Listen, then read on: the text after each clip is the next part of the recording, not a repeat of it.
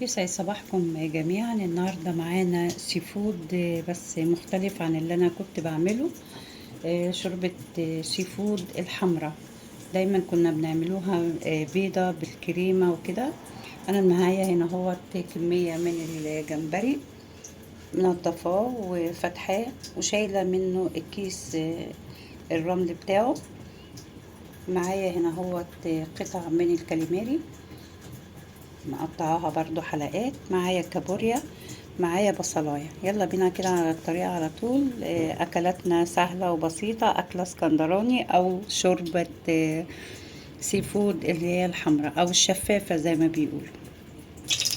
هنزل كده هو بمعلقة زبدة، او حابة تحطي سمنة على زيت، زبدة على زيت، تمام. مادة دهنية،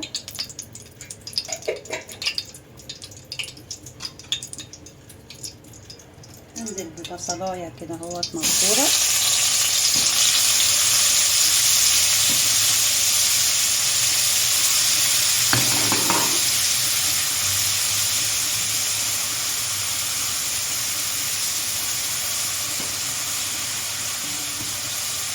يا دوب بس كده تصفر كده معانا، مش عايزينها تحمر يعني، يا دوب تاخد تقلبتين كده هو ولونها يجي لون الاشقر الفاتح. انزل اول حاجه بالكاليماري. الكاليماري بياخد سوا عن الجمبري، ومعروف ان السي فود ما نطولوش في التسويه، يعني الشوربه بتاخد حوالي زي 10 دقايق عشان خاطر المكونات ما تجلدش معانا. هنزل كده هو بفص واحد بس من الثوم،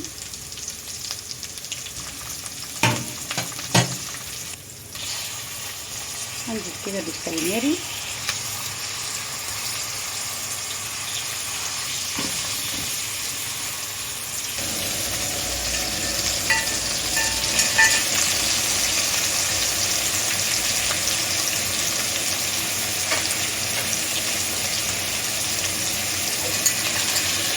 انزل كده هو بالكابوريا. معايا هنا هو رز الجمبري. انا واخداها كده هو سلقه، طبعا منضفاها، حاطه لها توابلها. اخد كده هو منها وازود الشوربه بتاعتي.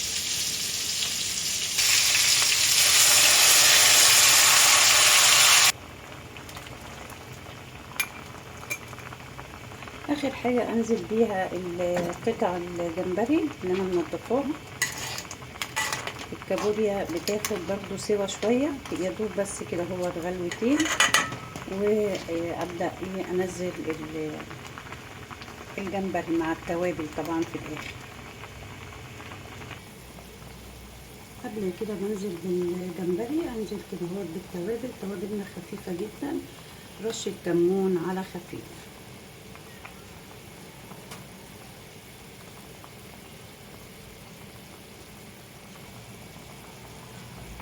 هنزل كده هو بكميه الجمبري بتاعتنا.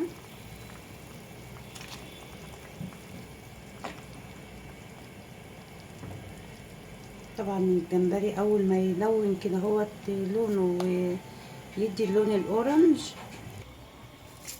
نزلت هنا هو ببصلايه محمراها كده هو، يعني عطشه اللون الاصفر. وانزل كده هو بفص ثوم.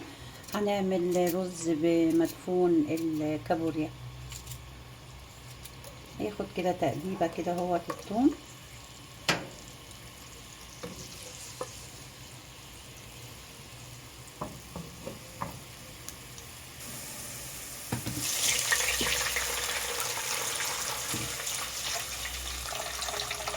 انزل كده هو ميه، مقدار الرز بتاعنا المصري كوبايه بكوبايه، وانزل بكوبايه من شوربه الجمبري اللي انا كنت عاملاها مجهزاها، وانزل بالكابوريا.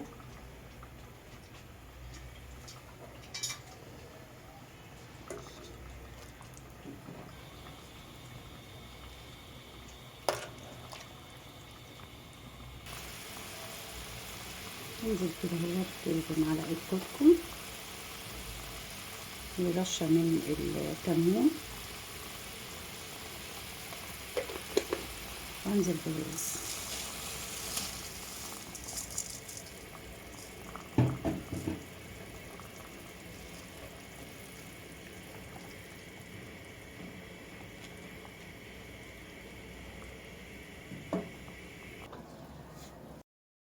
خلصت معانا شوربة الجمبري أو السي فود بمكوناتها الحلوة، كاليماري طبعا والجمبري والكابوريا.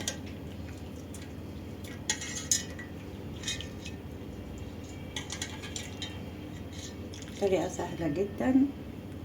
ادي كابوريا معانا.